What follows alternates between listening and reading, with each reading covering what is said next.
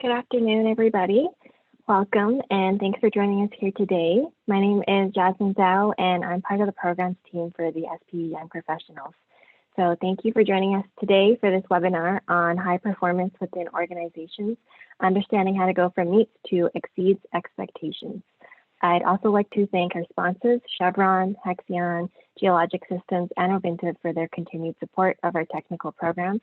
And I'd also like to thank my program teammates for their contributions to all of these events. Before introducing our speaker for today, I'd like to let everyone know that we are currently live streaming this webinar through our SPE Calgary Facebook account, as well as recording this session, which will be available through our Calgary SPE YouTube account. I'd also like to highlight an upcoming SPE event. SPEYP will be holding a virtual Family Science Day on Saturday, March 20th. This will be an interactive, fun learning experience for both kids and adults to better understand how fluids work in the energy industry. Included in this registration will be an experiment package, which will offer hands-on experience at home, guided by young industry professionals. Make sure to check out our SPE Calgary website for more updates and upcoming events. One more thing I'd like to remind everyone is that there is a Q&A chat function at the bottom of your screen. Please feel free to type in your questions into the chat during the presentation, and we will try to address your questions at the end of Dale's presentation. So without further ado, I would like to introduce our speaker for this afternoon, Dale Hindle. Dale is a chemical engineer, a coach, and a writer. Having spent 10 years observing and experimenting with different tactics for climbing the corporate ladder, he now shares his unconventional insights with young professionals. So with that, I will pass the stage off to you, Dale, and you can go ahead and get started.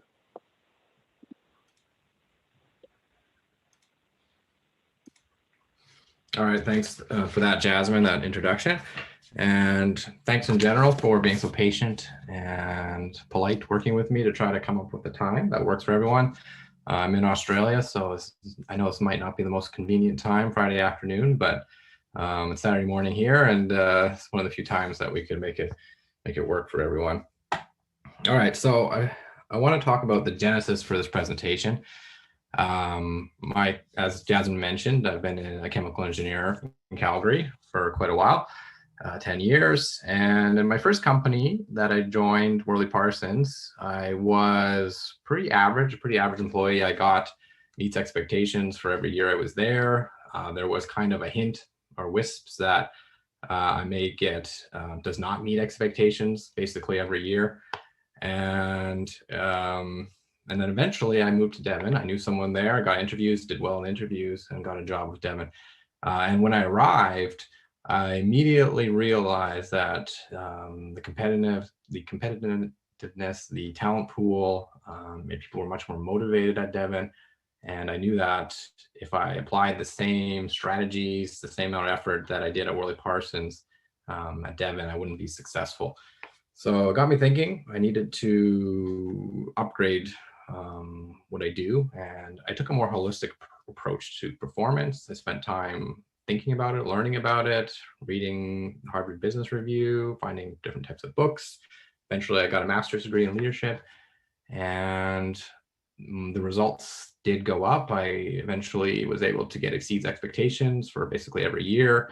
I was right, which puts you in the top 15% of your peer group. And I know that one year I was second within my peers at Devon overall. So it's not to say that I'm special or I was good. I think it's just, it says that there are techniques and there are ways of thinking that can boost your performance, and anyone can do them. And I'm going to share them with you today.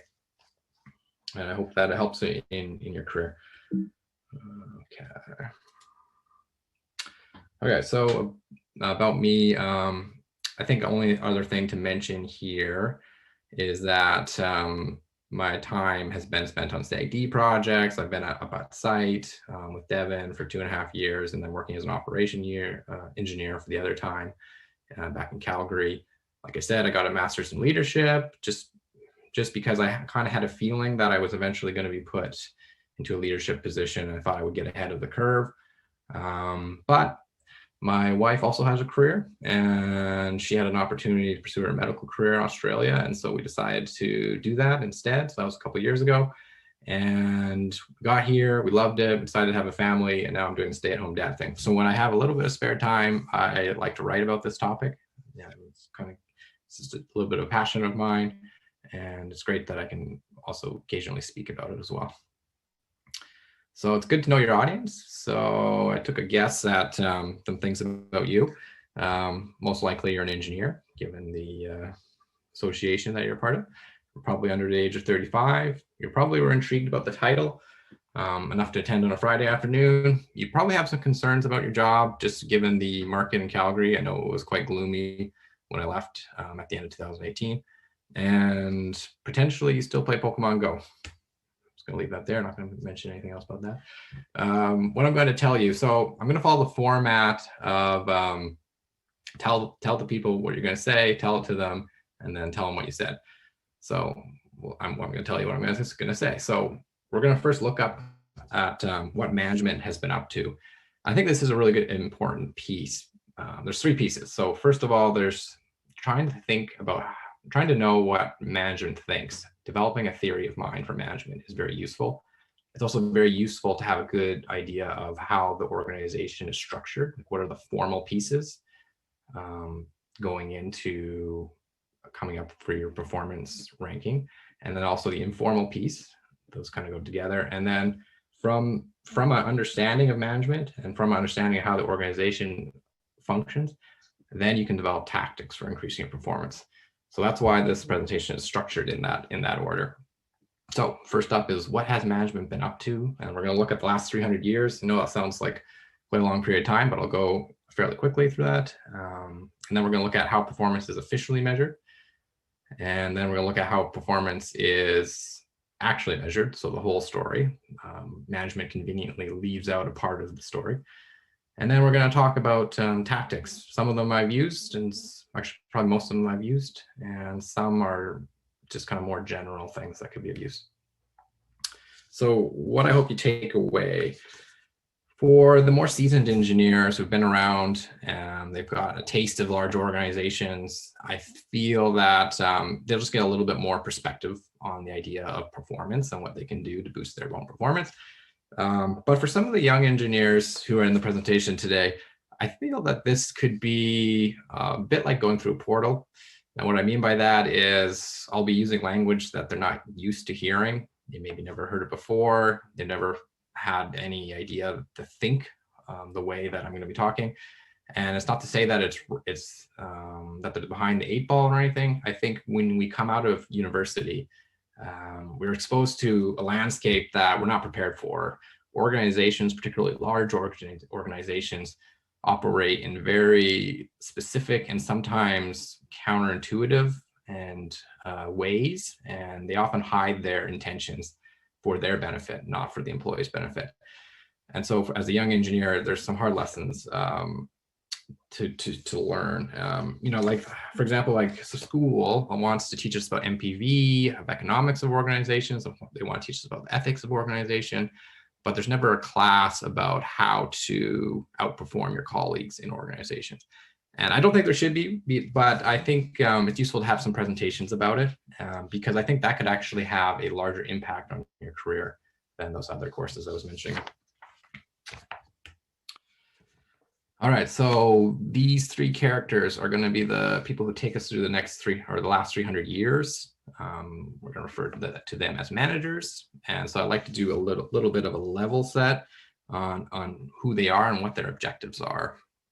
So management, what is the purpose of management? Well, their objective is to make the most out of what they control. If you think about it, a good way to kind of come to terms with this is, say a new manager joins an organization. The general manager will sit them down in their office and they'll show them an org chart and they'll say, okay, Susan, here's the org chart. Here are the many people are under you. Now I want you to go ahead and make the most of these resources. And now it's not a stacked job. She doesn't just get to make the most out of them and plan everything and then execute and then see how things go and then adjust.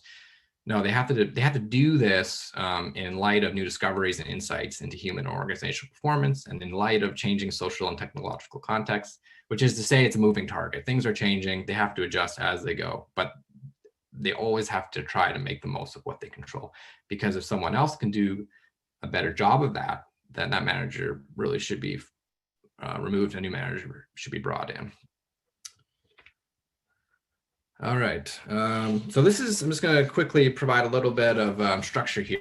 So this is the timeline that we're going to be looking at to look at what management has been up to. So we're going to look at the Industrial Revolution, and we're going to break that up into 4 stages. And this is not me just doing this arbitrarily. This is a area of academia that commonly breaks up the Industrial Revolution into these 4 stages. So the first stage is roughly between 1740 and 1900, water and steam used to mechanize production. 1900 to 1970 is the second stage. Electric motors give rise to the assembly line. Third stage, 1970 to 2010. Production becomes automated, and that means that most of our remaining jobs are now complex. They're not sitting in an assembly line, assembling things. This is, I would say, roughly the stage that Calgary's business industry is at. There is a 4th stage now, which is what happens once machine learning can solve all these complex problems. And I don't think that we're fully there yet, especially not in the oil and gas industry in Calgary. Okay, so stage 1, what was happening in stage 1? Well, this was an awful time to be alive for workers. Let's just start with that. They had just left their agrarian societies and moved into the factory system. And because certain functions had become mechanized, it became advantageous economically to pack as many people into a room to do the remaining functions which had not been mechanized. And when you do this at scale, which was what had become incentivized to do, then you run into a problem quite quickly. And that problem is that you have to logistically manage all these people. What if Debbie doesn't show up tomorrow? Do we have a replacement? What happens if people are starting to take too long of breaks and blah, blah, blah, blah, blah. So this is not the genesis of management. If you think back in history, there are other times when management is a useful function, say, for example, armies or political systems. But this is really the modern day incarnation of management is born at this point. And if anyone's going to nitpick, I realize that this picture, they do actually have lights. So this is probably from around a little bit after 1900. So it may not technically fit the date range, but it does, I feel, represent kind of what was going on for the factory system at this time. So it also should be noted that people were somewhat, the work here is actually still somewhat complicated for them. And that actually brings a degree of satisfaction to the job. Later on, at stage 2 in the Industrial Revolution, the work becomes so incredibly rotten, so incredibly monotonous that that will become a problem. In stage 2, people simply sit on an assembly line. They take the piece and they put it into a machine. They pull a lever and then they give that piece to someone else, and that is their job. So at stage 1, we haven't got to that level of automation yet. So there is still some job satisfaction that they can do a good job in creating their textiles or whatever that they are doing. Okay, now the problem comes in that management here really is incentivized to be ruthless. There is no societal controls. Worker rights have not been invented yet. 12 to 16-hour days are common. There are no breaks. If you get injured, you simply get thrown out of the factory and work continues. And women and children are employed. Women get paid half as much as men. Children get paid 1/10 that of a man. And children are really they really enjoy employing them because you could coerce them to fix some of the dangerous machine parts while they can still continue to function. So really just a bad situation for everyone. Now, maybe the only good thing that comes out of this is that over hundreds of years, people gather and they decide that this isn't fair. And so they begin to slowly start the conversation about what to change. Child labor laws come out of this period. Minimum wage laws come out of this period. Unions come out of this period. Fair trade associations, similarly. So it's the genesis of a lot of worker rights. But in summary, and this is why there's a picture of stick on the screen, Management, basically, if you're familiar with the carrot and the stick analogy, management is just uses the stick. If you are late, if you take a break, if you're injured, you get a stick. There is no carrot. And basically it meant you were docked pay. And one other thing to note that's important to realize here is that these people desperately needed this pay. If they were docked pay at all, that meant that they would actually go hungry and or couldn't afford the rent on their house. Like they were paid very next to the survivable living wage. All right, stage 2.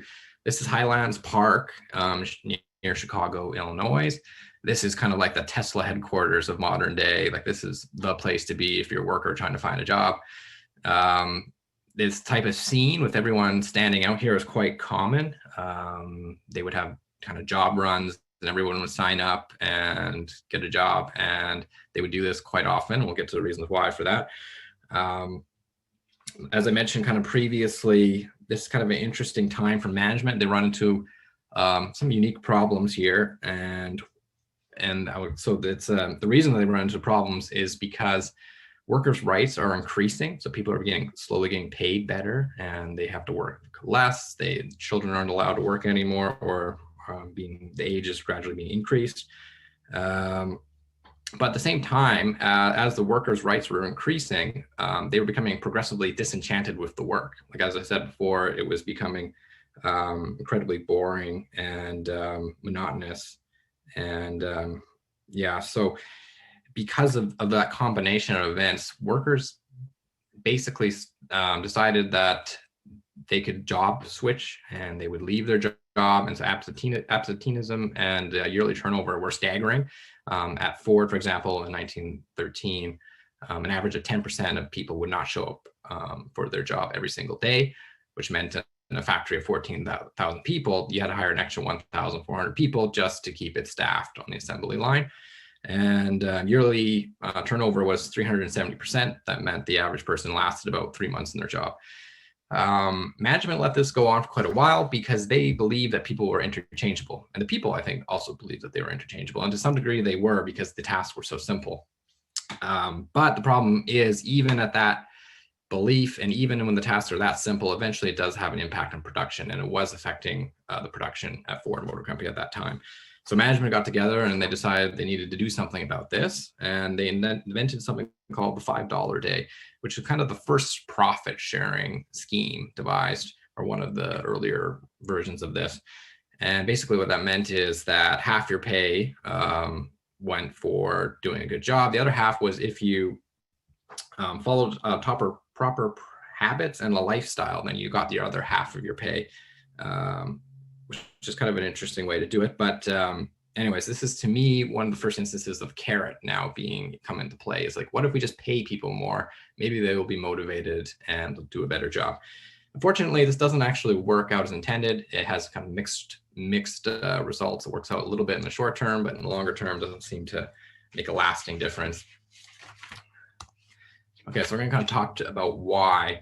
So motivation is an important factor for management, and this is why I'm going to refer to it quite a few times in this presentation. It influences the way that they operate organizations primarily. So you probably heard of Maslow's hierarchy of needs. It's gotten a lot of play recently. But if you haven't, I'll give you a very, very quick overview. So it should be said that this is a hierarchy of needs. So a human being starts at the bottom, and they need to have that bottom need mostly satisfied, not completely, but mostly satisfied before they start to require the next level of needs to be met. So you have basic needs, obviously, on the bottom: food, water, security, psychological needs, so belongingness, esteem, and so self-fulfillment needs, so self-actualization, living up to your full potential. So one way, kind of an interesting thing that has happened in stage 2 is that, my notes 1 second here, is that actually one more thing to say about this hierarchy first is another way to kind of break down Maslow's hierarchy of needs is to look at this from a perspective of a deficiency need versus growth need. So in looking at it this way, if it's a deficiency need, motivation decreases as needs are met. So if you think about that, motivation decreases as needs are met. So at stage one during the Industrial Revolution, people were literally starving and working. So it was actually a very motivating factor to starve people and to get them to work, because they really desperately needed that money at the end of the day. Now, as workers' rights improve and people are paid more, all of a sudden, it's not as motivating in those individual levels because motivation decreases and needs are met. So those motivations are being met. Now, arguably, you need to move up to the upper part of the triangle, but organizations don't learn this for quite a while. And that arguably, this starts to be learned. There are examples of organizations dabbling with this in stage two, but I would say on the broader level, it's met more at stage three, this stage here. So at stage three, work has fundamentally changed now. Work has become complex, interesting. It's become much, much more important to be self-driven. You can just see the contrast in photo between the factory system and assembly line and this guy here. It's not apparent what he's doing. It's not easy for management to just simply hit him with a stick or pay him money, and it wouldn't be all that clear that he'll just simply boost production or boost performance. So it's become a little bit more complicated or complex for management, even just by looking at the photos, but we'll talk a little bit more exactly what's happening. Okay, I'm going to talk about one cognitive performance test or experiment that was done around 1945. And it was supposed to look at functional fixedness, but actually a few other interesting findings come out of it. So if you look at the picture on the right, some of the things may be covered up by the images of people, myself included, but there is actually a candle, there is a box of tacks, and then there is a matchstick. So if you haven't heard about this test, it's called candle problem. You're supposed to take the candle and find a way to attach it to the wall and light it without any wax falling back down onto the desk. So I'll give you maybe about 15 seconds to mull that over. See if you can figure out the answer.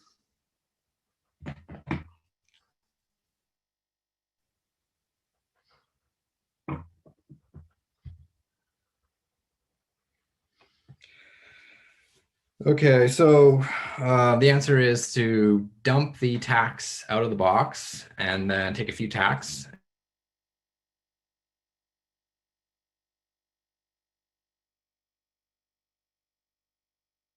The original experiment said that if you have, it's just giving me an unstable warning, but I'll keep going just to interrupt me if it's cutting out.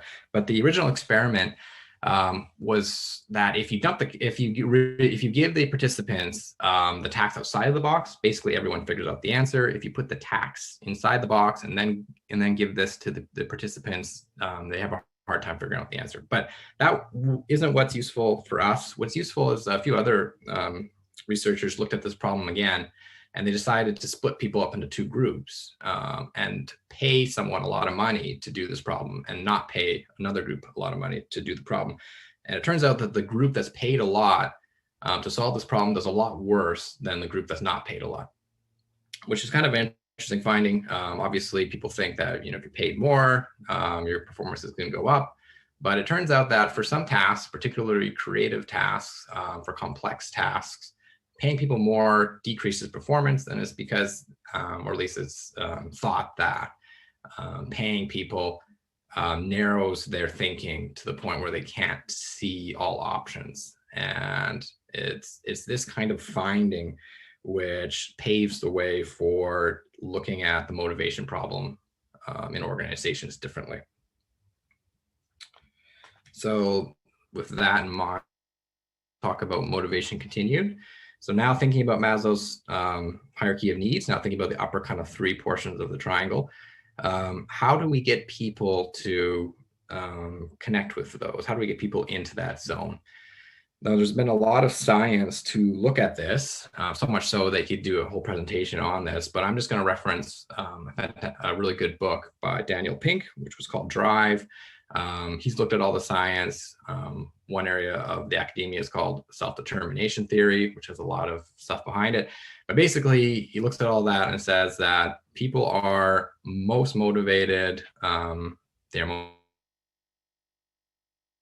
want to do the work for a sense of better self-being when there's purpose, autonomy, and mastery.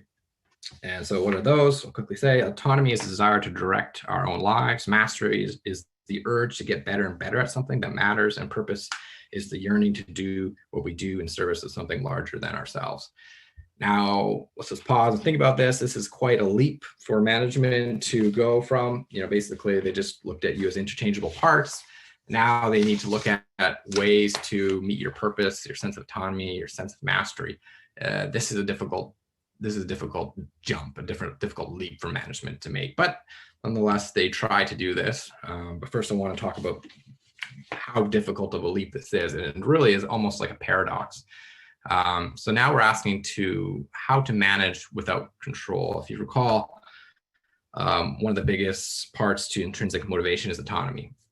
But how management has been conceived up until this point in history is to control.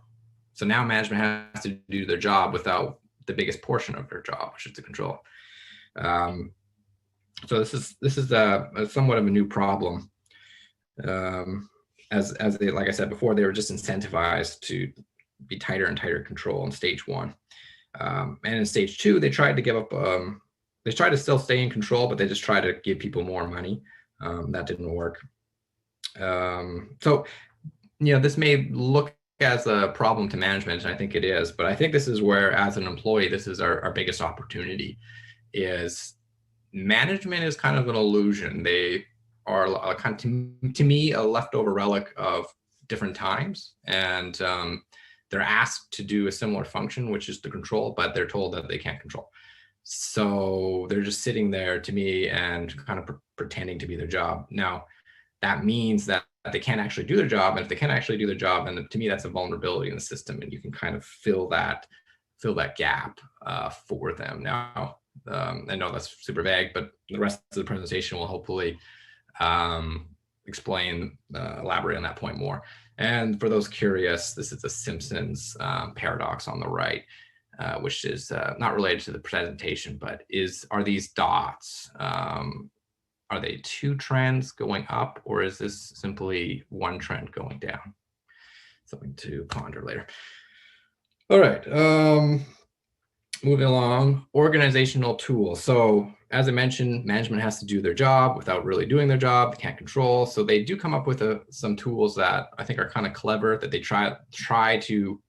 they do allow for some degree of control without control.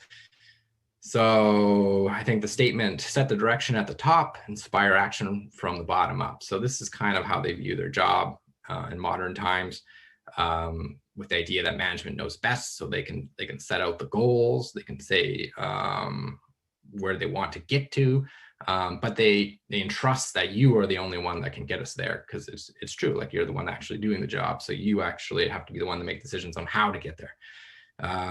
So the tools to support that are our mission statement. Just for a level set, I'll just quickly give definition of these. Mission statement is a brief description of an organization purpose. It answers the question, why does our business exist? And then we also have a vision, which is the vision is a clear, comprehensive photograph of an organization at some point in the future. And then there's the values, which are the principles which constrain or advise how an organization's employees should behave while in pursuit of their mission.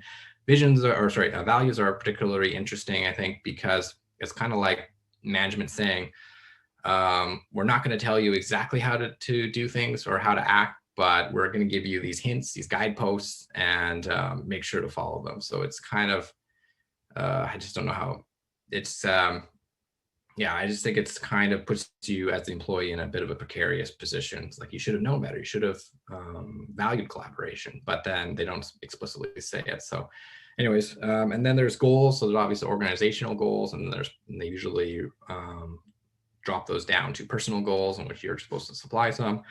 And then there's the performance management piece, which is somehow supposed to stitch this all together. So a way to think about performance management is the organization trying to determine and ensure it's accomplishing what it says it will do. It's a feedback mechanism of sorts. trying to prevent this whole thing from getting off the rails. Okay, so those are the tools. But I find that one of the biggest problems is if you looked at that, it didn't really talk about ranking us and all those tools, but that's what they end up doing with all these tools is they rank us, and I don't blame them for doing it. They don't. As a large organization, they do need to rank us. It's just that it's kind of a bolt-on to the whole process. And so, why do they need to rank us? Why do I say it's still somewhat useful? Well, organizations are hierarchies. And when someone leaves at the top of the organization, you usually look internally to replace them. And when you look internally to replace them, that means you kind of have this cascading problem of the person below filling that spot and then having to fill that other person's spot and so on and so on. So it's useful to have an idea, a standardization of rank amongst employees. I don't think anyone would argue with that. Hierarchy gets lots of hate these days, but I mean, it's the most accomplished organizational structure in all of organizational history. There are some supposedly flat organizations, some organic flat organizations, but I think those are fairly few and rare between, and they're ideally supposed to be able to make distributed decisions. And I just don't see that working in the long term for a lot of organizations. And this has been tested socially. They've put people in groups and they've asked them to do tasks. And it turns out people naturally form hierarchies and groups. And not only that, they naturally prefer that. They want to be in hierarchies. They feel good when they know who's accountable for what decisions. So I don't think we're going to get away from hierarchy anytime soon. Now, I think, as mentioned before, this idea that management feels the need to control without controlling, and with this idea of this bolt-on system of trying to rank people, which is not designed to do, I think this creates a lot of problems with what they're trying to do. And when there's a lot of problems, there's a lot of vulnerabilities, and when there's a lot of vulnerabilities, there's lots of ways that you can try to get ahead in this system. Okay, so I'm first going to kind of do a little bit of a level set on how performance management works on a formal level. So typically how this works is you were asked to the previous year input your goals, and then at the end of the year, or maybe quarterly or whatever, you're supposed to self-report on your goals, and your goals might be tied to your values. The goals might be tied to the organizational goals, but on a scale of 1 to 7, a Likert scale, you're supposed to say how you did, and then you're supposed to provide examples, and they should be quantitative and all these things. And then usually you submit that, and then your boss looks at it and either adjusts you up or down. Maybe you have some other colleagues that also have to submit one for you, or some other variation of this scheme. But that's often where it's left, and you may or may not get a final report right away. Like usually in my company, I would input saying that I meet expectations, and then my boss would look at it, and it wouldn't be for quite a few months that they would come back and say, okay, this was your final score. So something was going on in that time between when I submitted my thing and my boss looked at it and I got it back. So that's kind of, to me, what the informal portion of performance management is, which doesn't get a lot of talk, but I eventually found out what it was. And this is kind of what was going on. They were having ranking meetings. So let's call David, the general manager. He would call a meeting with all the supervisors. Let's call them Michael, Nellie, Jan, and Andy. They would sit down in a meeting and they would identify the people, let's say, who were exceeds expectations. So we've got 1, 2, 3, 4, 5 people down there. I've colored them with a happy face. And in that meeting, they would say, okay, we need to rank these people in order. It's not enough to have, it's not granular enough to have people only really divided into 2 categories: meets expectations or exceeds expectations. And obviously there's occasional people in different categories, but really they need to be more granular than that. So let's figure out where they really rank. And so then it would be up to Michael, Nellie, Jan, and Andy to debate amongst themselves, to provide evidence to articulate, to explain why their person is higher than the next person. As you can imagine, this process is quite arbitrary and, yeah, I would say open to lots of different problems, vulnerabilities. So actually, let me go back. So and at the end of this, that's where you rank, and that's going to affect your bonus, and that's going to affect your potential career progression. So this is quite a particularly important meeting, which if you can change the inputs into this meeting, I think you'll have a way to have a very disproportionate impact on your performance each year. And so we're going to talk about that later, and that's going to flow into the tactics. So kind of more summarize a little bit of performance. Just checking the time, how far I'm along. 33 minutes.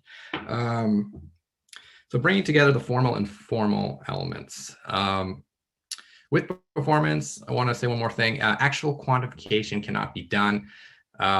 So instead, we do what we do in organizations, which is we provide kind of a self-report adjusted by your boss ranking, which is the formal part. And then the informal part, of course, is that ranking meeting. And I would argue that to be a really high performer, the formal part is just the price of admission to get into the informal meeting where they really talk about the ranking order.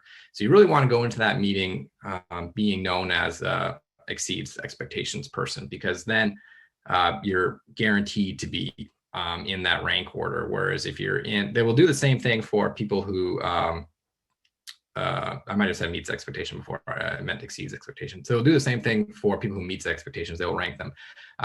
So I'm not trying to, at the end of the day here, you still have to do well with these formal systems to really get yourself into to be a star in these informal systems. But we'll talk about the things that you can do to hack the informal system a little bit more.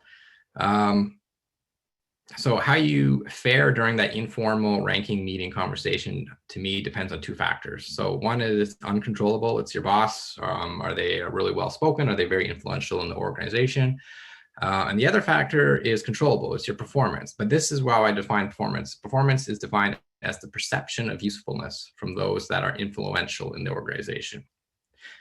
Okay, I'm gonna read that one more time slower. So performance is defined as the perception of usefulness from those that are influential in your organization. So a lot of interesting things come out from this definition. One is that usefulness is arbitrary.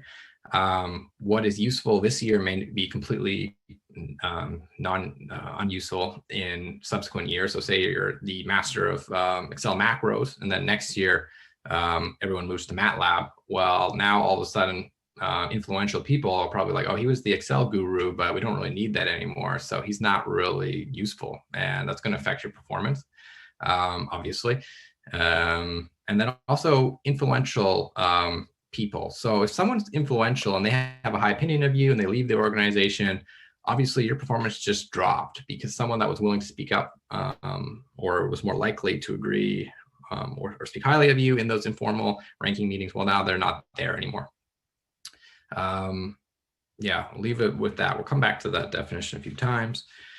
A way to quickly tell if you're a high performer in your organization is to envision, maybe this has happened to your organization recently, a critical project coming up. And it's the people that form those groups to solve the critical problems. Those are the high performers. Like when something truly is happening to the organization that really needs to be solved, like who are the ones that management calls on to fix that problem? The reason I say that is because management knows that this isn't a problem where we can, choose, a fair group of diverse people to solve this problem. This is a problem that really needs to be solved in such a way that we're only going to choose the people that we believe are extremely useful to solve this problem. Okay, so I'm quickly going to summarize where we're at, and then we're going to jump into the tactics. So you have a better idea of management's story, how they've had complete control before and are gradually giving it up now. And you know that creates this paradox where they're still trying to do their job by controlling things, but by also they know that they can't control things. So they end up using these tools, which kind of slightly guide your behavior, but not completely tell you what to do. And also, I didn't mention this before, but obviously a mission statement and vision, they do play into your sense of purpose, which is the higher ends of the Maslow hierarchy. So they are trying to motivate you on a more intrinsic level. And you have a better idea what performance actually is. I would probably guess that no one's ever sat you down in your organization and gave you a definition of what performance is. They tell you what the goals are in the organization, but they don't tell you actually what performance is. Okay, now that that's all done, let's get into the tactics.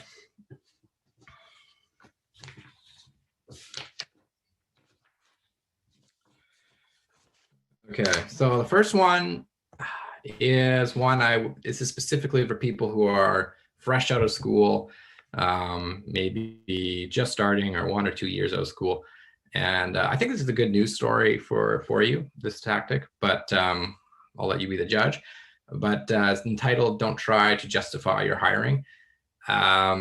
There's a tendency to think that you are very important and useful coming out of university, and that you want to make a big difference in the world and have a big impact right away. And maybe during the hiring process, management made you feel very important. Now, the problem with that is that management tries to make everyone feel important when they're hiring them. They want to have options on who to hire.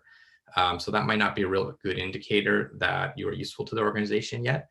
And so I find that sometimes new hires kind of have an inflated sense of self when they join a company and are over-motivated almost.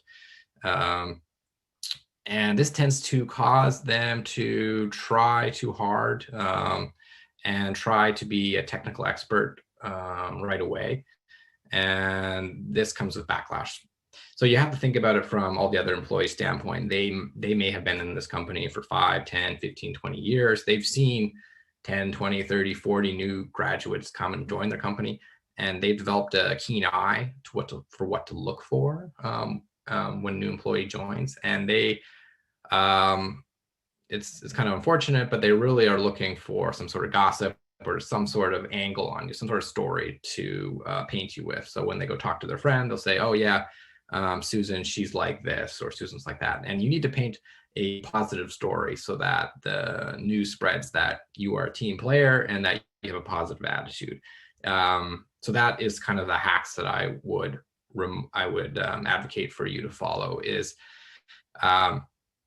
you need to momentarily check the sensation of wanting to do great for the world and do it right away.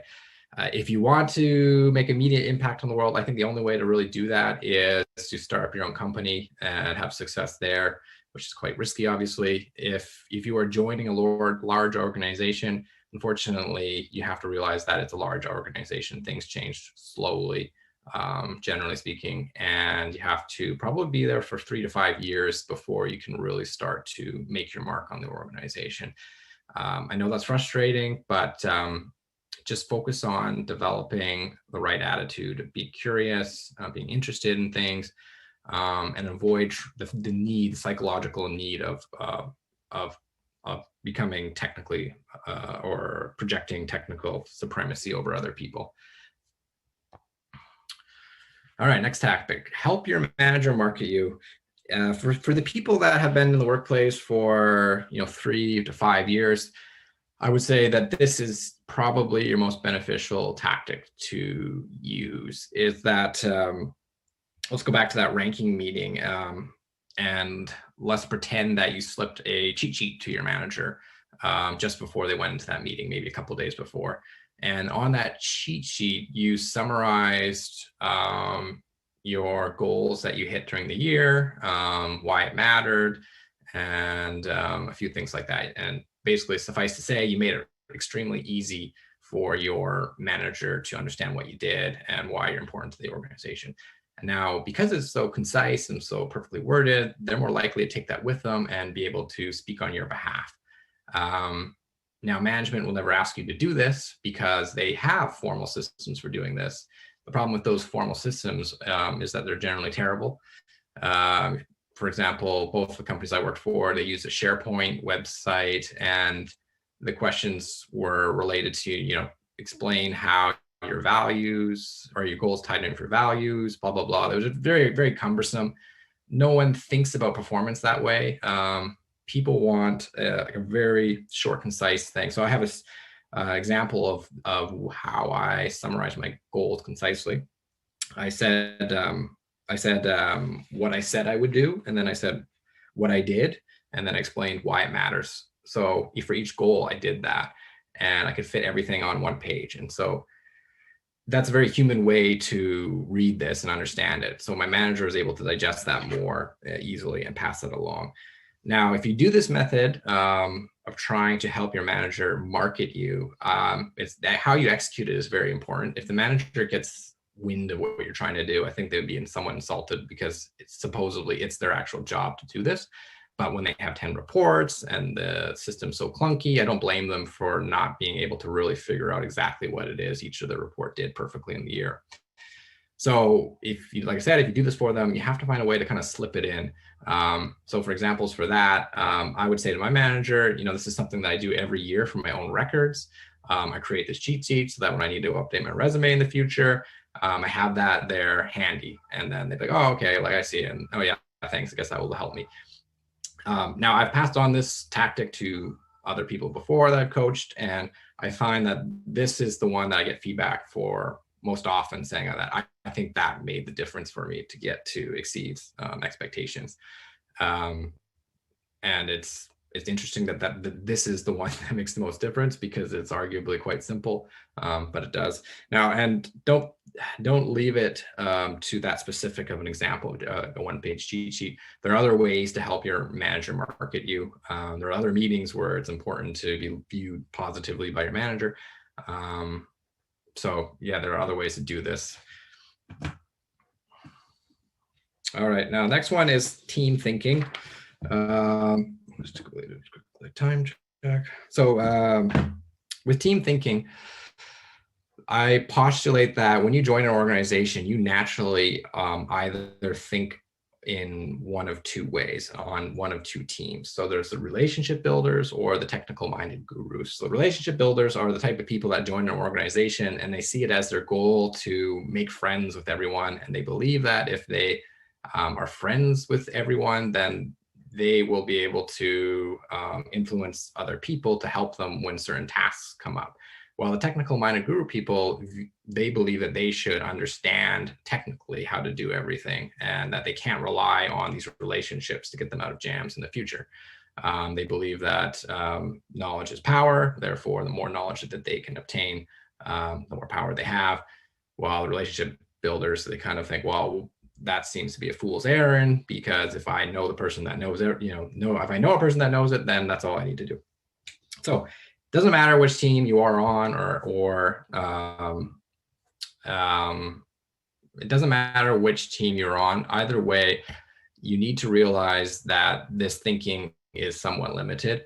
And the best analogy I have to explain why it's limited is if you think about politics, and you probably, the news covers the American politics cycle quite frequently, so you probably have some exposure to this.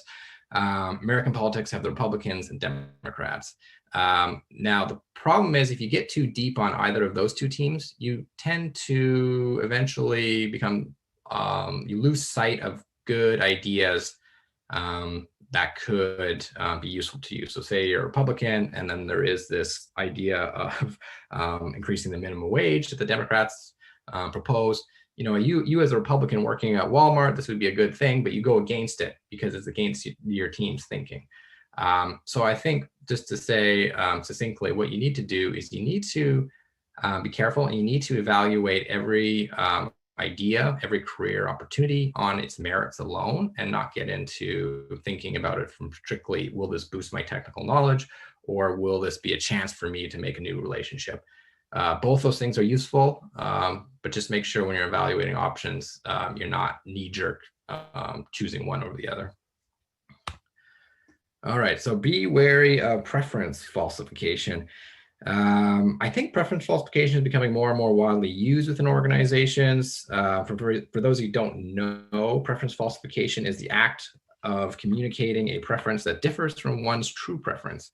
Often this is done because people believe the conveyed preference is more acceptable socially. or in this context, it's more acceptable organizationally. My best example of this is when manager says safety is our number one priority. Safety is not number one priority. Whatever business metric, wherever reason the business exists in the first place is the number one priority. So if it's an oil and gas company, it's producing oil and gas is the number one priority. And safety is something that we have to do. We have to do the business safely, but it's not the number one priority.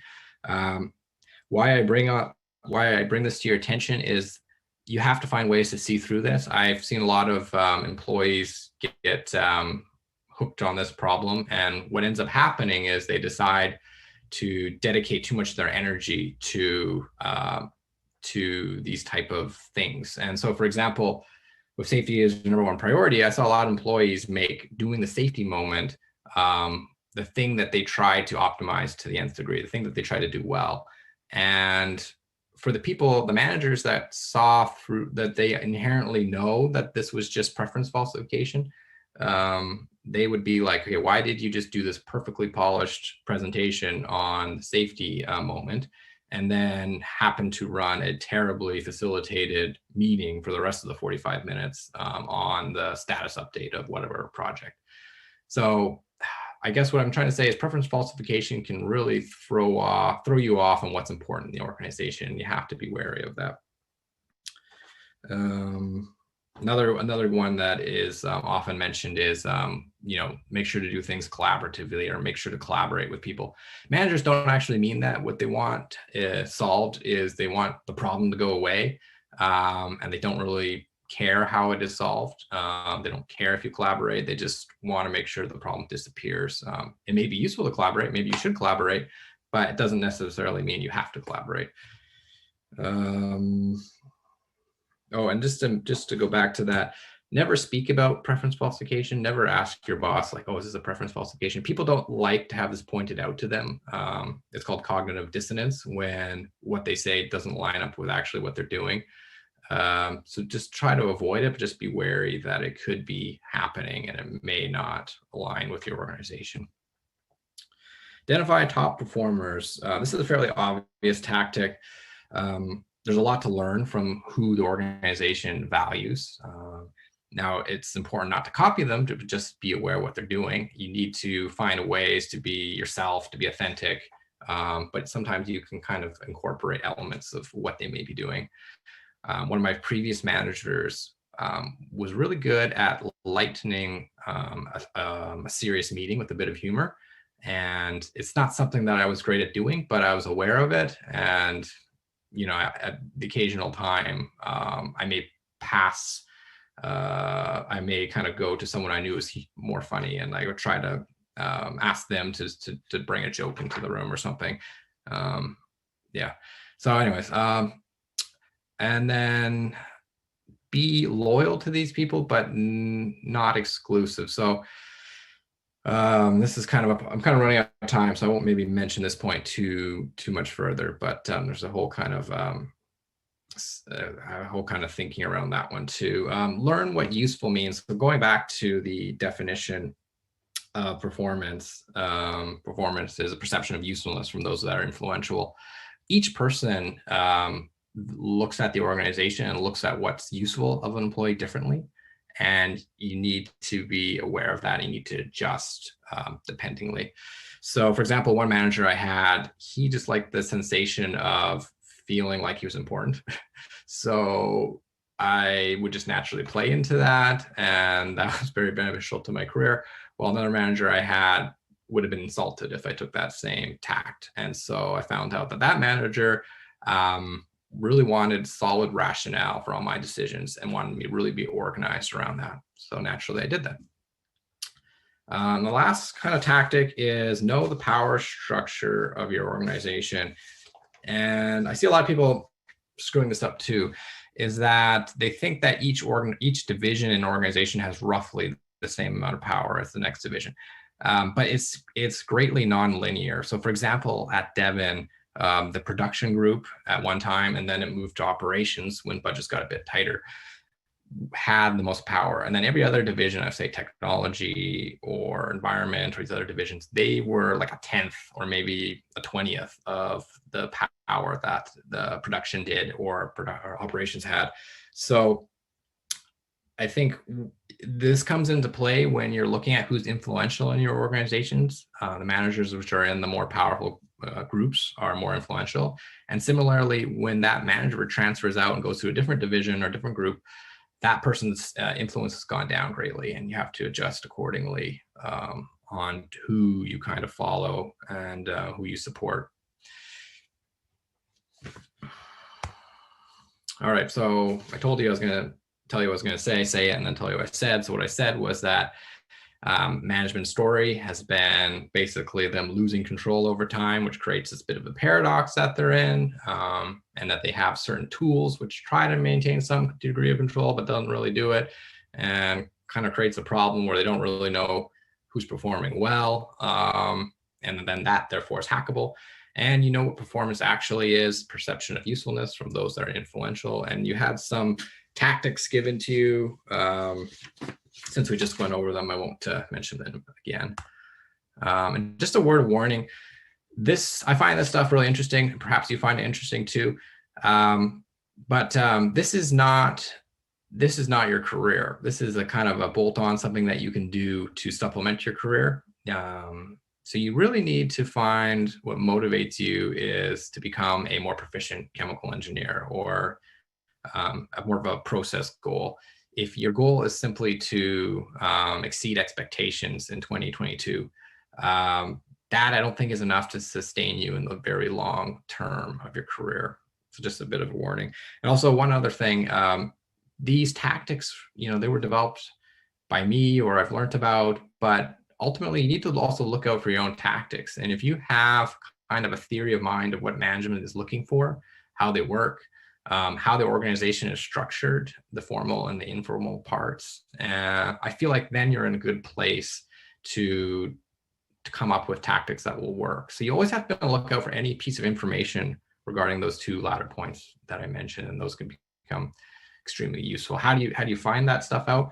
I knew some people that were connected to the inner workings of the organization a little bit more, and I became good friends with them, and that turned out to be a very useful source of information to help me get a sense of what was going on behind the scenes. Okay, well, my notes are all out of order. Okay, I think that's it.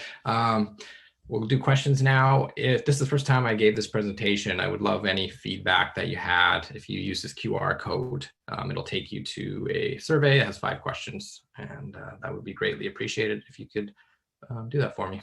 Thank you. Awesome. Thanks so much for your presentation, Dale. That was very insightful, and you shared some really interesting information. So we will open up the chat for questions now. We do have one question that came in. It says, can you talk a little bit more about your experience with the Masters in Leadership program? What was the program like? What were some of your biggest challenges or advice to others who would be interested in similar programs? Yeah, the Masters in Leadership. So I kind of describe it as a little bit organizational psychology, a little bit personal psychology, a little bit, just the psychology of humans in the workplace and in groups. And I personally find that very interesting. It's as engineers, we learn theoretical things and things like that nature, but I've always found people very interesting. So I enjoyed it just from a curiosity standpoint. Now, if you're going into it with the purpose of advancing your career, I might not recommend it, because I don't think that organizations value it to that degree. I don't think they would look at you and say, oh, you have a master's in leadership, now you're going to become a supervisor. So I would avoid doing it out of that kind of guise. I think it just gives you, similar to some of the elements that I talk about here, like set direction from the top, inspire action from the bottom. Like that's stuff I learned out of the Masters of Leadership, just how to motivate groups of people and colleagues and that kind of thing. So it's tidbits here and there are useful. Yeah, I'll kind of I'll leave it there. It's kind of a hard question to answer after the fact. I can't go back to my previous self and ask him like what he knows and what he doesn't know. I kind of, such a long process that I've kind of lost track of that. Yeah, perfect. Thanks, Dale. Sorry, just being mindful of the time. So we'll just have one more question. So the question is, what is one piece of advice you would give a new or a recent grad that you wish that someone had shared with you? I think I have to go back to don't try too hard to justify your hiring. Don't feel like the pressure is on you to save the company. It's if a company is relying on a new grad to come in and make all these great decisions and execute on all these projects, then I think that company is fundamentally flawed. You're being brought in and slow tracked to slowly learn about the company, slowly gain some experience, or you should be at least, and therefore I feel like take that opportunity to really do a deep dive and be willing to make mistakes, because you're not going to be able to make any more mistakes once you become a PN. And so, yeah, just go out there, do things, try calculations, try different things, ask to take on projects which are bigger than you think you can do, and use that 4 or 5 years to learn as much as you can, without the feeling of that you have to perform at a super high level and that you can't get anything wrong. Awesome. That's really good advice. Thanks, Dale. And thank you for giving your presentation today and taking the time. And thanks for everyone else for joining us today on your Friday afternoon. So this concludes the end of our webinar today. So I hope you guys all have a great rest of your evening and a great weekend. Thank you, Jasmine. Thanks.